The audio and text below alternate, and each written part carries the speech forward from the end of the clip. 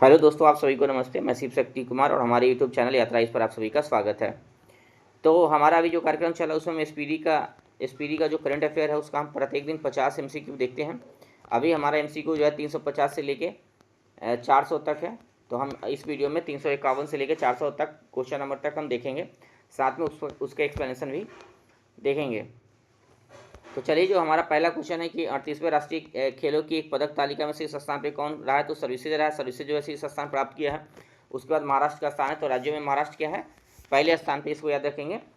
ये जो खेल हुआ है 38वें राष्ट्रीय खेल हुआ है, कहाँ हुआ है, तो ये उत्तराखंड में हुआ है। इसको यहाँ भी याद रखेंगे, ये उत्तराखंड में संपन्न हुआ है, तो इसको याद रखेंगे, उत्तराखंड हुआ है। समान नागरिक संहिता लागू करने वाला पहला राज्य कौन बना, उत्तराखंड बना है। समान नागरिक संहिता लागू करने वाला पहला राज्य उत्तराखंड बना। इससे पहले गोवा जो है इस तरीके का कानून लाया था, लेकिन गोवा में पुर्तगीज समान नागरिक संहिता लागू हुई। लेकिन आज़ादी के बाद पहली बार विधानसभा से एक्ट पारित करके उत्तराखंड जो है पहला राज्य बना है। आप देखेंगे कि समान नागरिक संहिता की चर्चा कहाँ है, तो डीपीएसपी में, director principle of the state policy जो भारत सरकार का, उसके अनुच्छेद 44 में समान नागरिक संहिता का बात किया गया, कॉमन सिविल कोड की बात किया गया। तो इसको भी याद रखें, अनुच्छेद 44 में जो है समान नागरिक संहिता की बात की गई है। बीपीएससी में इसके पूर्व भी कई बार प्रश्न पूछा जा चुका है कि समान नागरिक संहिता अनुच्छेद 44 में किसकी चर्चा है, तो समान नागरिक संहिता का, तो इसको याद रखेंगे, अनुच्छेद 44। चलिए आगे देखते हैं। अगला जो प्रश्न है कि केंद्र शासित प्रदेश नई दिल्ली की चौथी महिला मुख्यमंत्री कौन बनी है। रेखा गुप्ता जी बनी है। रेखा गुप्ता जी चौथी महिला मुख्यमंत्री बनी है नई दिल्ली के। चलिए अगला प्रश्न देखते हैं। अगला प्रश्न है कि भारत के 26वें मुख्य चुनाव आयुक्त कौन है। ज्ञानेश कुमार है। ज्ञानेश कुमार 26वें मुख्य चुनाव आयुक्त है, तो इसको याद रखेंगे। अब यहाँ से प्रश्न आने की संभावना पूरा रहती है कि बीपीएससी इस तरीके के प्रश्न पूछता है। अब मुख्य चुनाव आयुक्त के बारे में देख लेते हैं। जो मुख्य चुनाव आयुक्त होता है, उनकी जो उम्र होती है वो 65 वर्ष या 6 वर्ष तक रह सकते हैं अपने पद पे। 65 वर्ष या 6 वर्ष, जो भी पहले होगा, अपने पद पे रह सकते हैं। ज्ञानेश कुमार जी जो है केरल कैडर के आईएएस अधिकारी है। ज्ञानेश कुमार जी क्या है, केरल कैडर के आईएएस अधिकारी। कभी कभी बीपीएससी इस तरीके का सवाल ही पूछ लेता है, तो वो केरल कैडर के आईएएस अधिकारी है। आप देखें कि जो मुख्य चुनाव आयुक्त होता है, उसके यहाँ जो नियुक्ति होता है वो राष्ट्रपति द्वारा किया जाता है, राष्ट्रपति द्वारा किया जाता है। लेकिन उसके लिए एक समिति होता है, जो सर्च समिति होता है, जो सर्च करता है। उसमें प्रधानमंत्री होते हैं, विपक्ष के नेता होता है, साथ में कैबिनेट मंत्री होता है। तो इसको भी याद रखेंगे, प्रधानमंत्री, विपक्ष के नेता, पीएम प्लस विपक्ष का नेता हो गया, और उसके बाद जो है एक कैबिनेट मंत्री होता है। तो ये तीन लोग का एक सर्च समिति होता है। इस सर्च समिति नाम को रिकमेंडेशन करता है, उस नाम के रिकमेंडेशन के हिसाब से राष्ट्रपति जो है मुख्य निर्वाचन आयुक्त की नियुक्ति करता है। तो अभी मुख्य निर्वाचन आयुक्त क्या है, ज्ञानेश जी है। उनका कैमा है 26वां, तो इसको भी याद रखेंगे, 26वां है। भारत में निर्वाचन आयोग की चर्चा कहाँ की चुकी है। अभी बिहार में चुनाव हो रहा है, निर्वाचन आयोग से सवाल आने की संभावना है। तो अनुच्छेद 324 में यह कहा गया कि भारत में एक निर्वाचन आयोग होगा और जिसमें एक या अधिक निर्वाचन आयुक्त होंगे। तो अभी भारत में क्या है कि एक निर्वाचन आयोग है, उसमें एक मुख्य निर्वाचन आयुक्त और 2 अन्य निर्वाचन आयुक्त है। तो इसको भी याद रखेंगे, अभी 3 सदस्यीय है। चलिए आगे देखते हैं। अगला जो प्रश्न है कि बिम्स्टेक युवा शिखर सम्मेलन कहाँ आयोजित किया गया है। तो बिम्स्टेक युवा शिखर सम्मेलन जो है गुजरात में आयोजित किया गया, गुजरात में आयोजित किया। बिम्स्टेक के बारे में पहले के वीडियो में चर्चा किए हैं, तो आप देख सकते हैं पहले का वीडियो इसका। चलिए आगे देखते हैं। 12 फरवरी 2025 को किसकी जयंती मनाई गई। गुरु रविदास जी की जयंती मनाई गई। गुरु रविदास जी की जयंती जो है 12 फरवरी 2025 को मनाई गई है। तो जो गुरु रविदास जी है उनका जन्म जो है कहाँ हुआ था, वाराणसी में होता था। तो इसको याद रखेंगे, रविदास जी का जन्म कहाँ हुआ था, वाराणसी में हुआ था।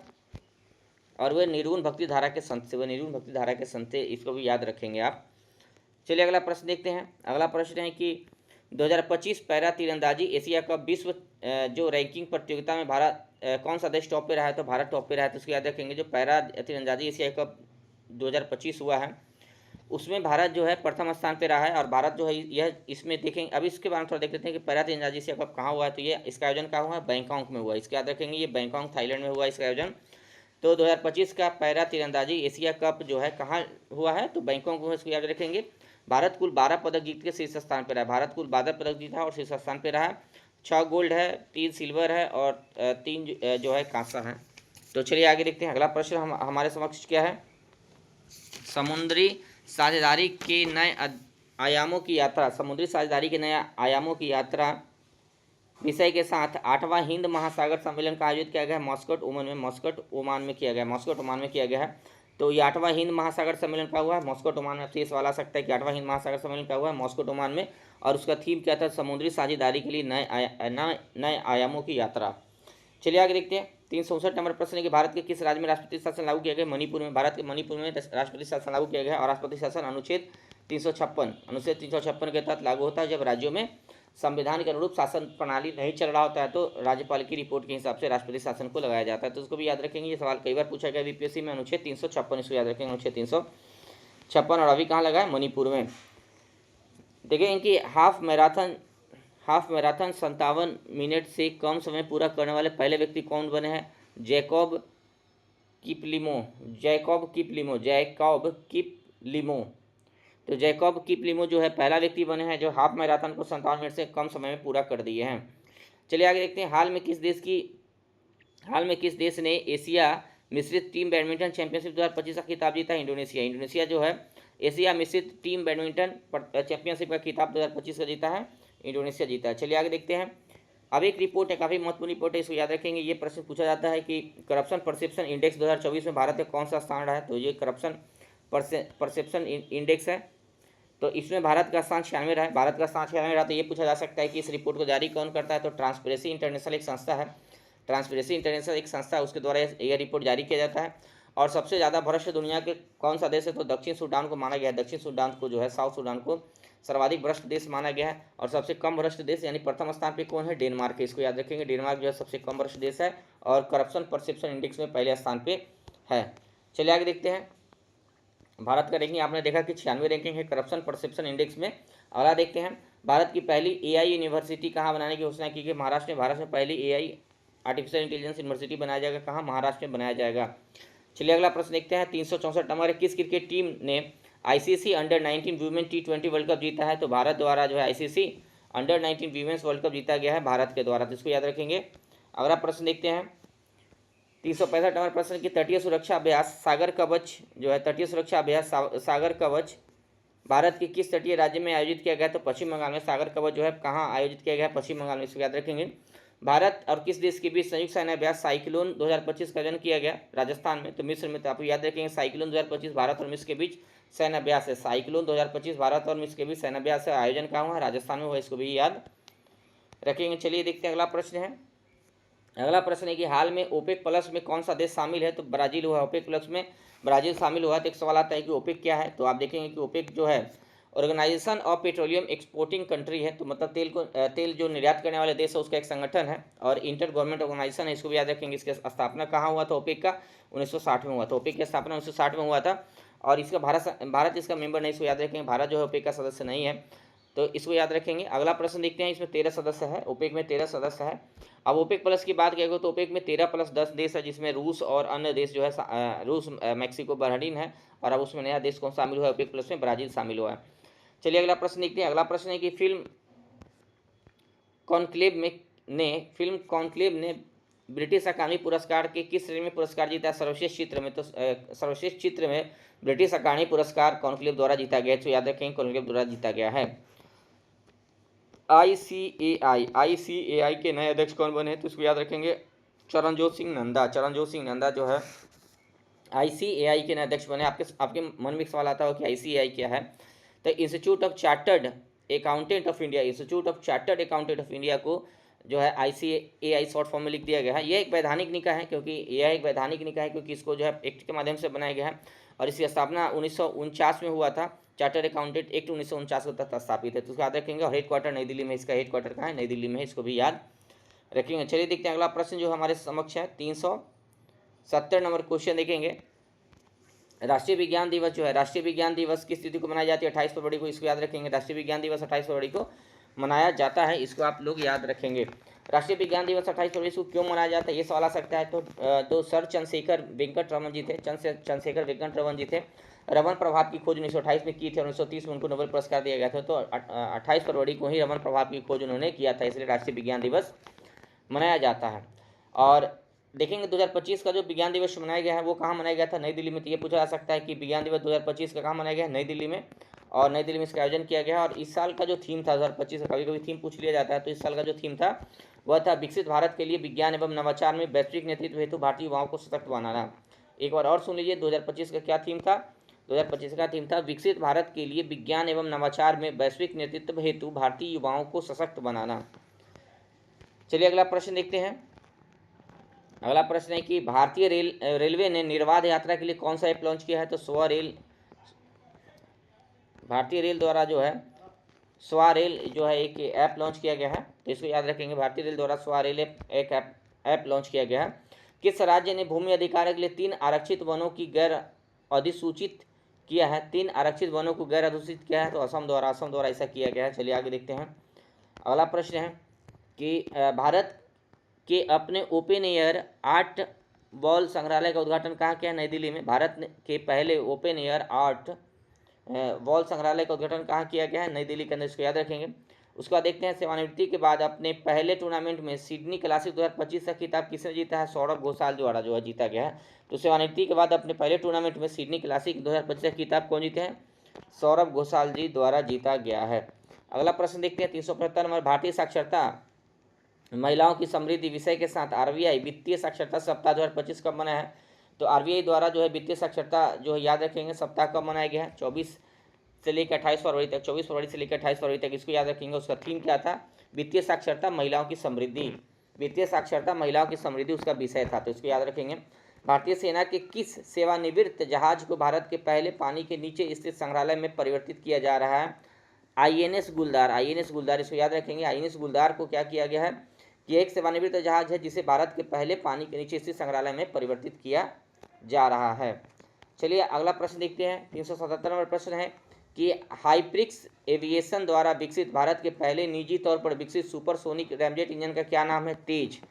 तो हाइप्रिक्स एविएशन द्वारा विकसित भारत के पहले निजी तौर पर विकसित सुपर रैमजेट इंजन का क्या नाम है? तेज। तो तेज के बारे में पूछेगा तो ये निजी तौर पर विकसित सुपर रैमजेट इंजन है, इसको याद रखेंगे। तेज क्या है? निजी तौर पर विकसित सुपर रैमजेट इंजन है। कौन सा राज्य लगातार तीसरे वर्ष पक्षी गणना में प्रथम स्थान पर रहा? तो पक्षी गणना में प्रथम स्थान पर कौन सा राज्य रहा है? पश्चिम बंगाल। इसको याद रखेंगे, पश्चिम बंगाल जो है प्रथम स्थान पर रहा है। 379 नंबर क्वेश्चन देखते हैं। 9वीं एशिया आर्थिक वार्ता का आयोजन कहाँ हुआ है? पुणे में हुआ है। 9वीं एशिया आर्थिक वार्ता का आयोजन कहाँ हुआ है? पुणे में हुआ है। अगला प्रश्न देखते हैं। 380 नंबर प्रश्न देखेंगे कि ग्रामीण क्रिकेट लीग की शुरू करने वाला भारत का पहला राज्य कौन है? तो बिहार बना है। बिहार जो है ग्रामीण क्रिकेट लीग शुरू करने वाला भारत का पहला राज्य बना है, इसको याद रखें क्योंकि बीबीआई हो जाता है 17वीं बीपीएससी के लिए। गुनेरी किस राज्य का पहला जैव विविधता स्थल घोषित किया गया है? तो गुजरात का गुनेरी को है गुजरात का जैव विविधता स्थल घोषित किया गया है। और जो जैव विविधता स्थल है उसको हम जैव विविधता एक्ट 2002 के तहत घोषित करते थे, इसको भी याद रखेंगे। जैव विविधता स्थल को जैव विविधता 2001-2 के तहत जैव विविधता एक्ट 2002 के तहत घोषित किया जाता है। अगला प्रश्न देखते हैं। अरब सागर में समुद्री डकैती विरोधी मिशन के लिए किस भारतीय वायुसेना पायलट को सम्मानित किया गया? तो अक्षय सक्सेना जी को। अक्षय सक्सेना जी को अरब सागर में समुद्री डकैती विरोधी मिशन के लिए सम्मानित किया गया, तो इसको याद रखेंगे। 2025 में पहली बार एआई शिखर सम्मेलन की मेजबानी कौन करेगा? भारत करेगा। आर्टिफिशियल इंटेलिजेंस पर जो शिखर सम्मेलन होगा उसकी मेजबानी कौन करेगा? भारत करेगा, पहली बार करेगा भारत 2025 में। अगला प्रश्न देखते हैं कि British academy film award BAFTA 2025 में किसे सर्वश्रेष्ठ फिल्म चुना गया है? कॉन्क्लेव को बाफ्टा 2025 में सर्वश्रेष्ठ फिल्म के लिए चुना गया है। अब देखें कि ग्रुप थ्री जो चैटबॉट है किस कंपनी द्वारा लॉन्च किया गया, जो दुनिया का सबसे स्मार्ट एआई है? तो XAI द्वारा लॉन्च किया गया। तो ग्रुप 3 जो है XAI द्वारा लॉन्च किया गया है। ये भी एक प्रकार का चैट बॉक्स है, जैसे ChatGPT है उसी प्रकार का ये है।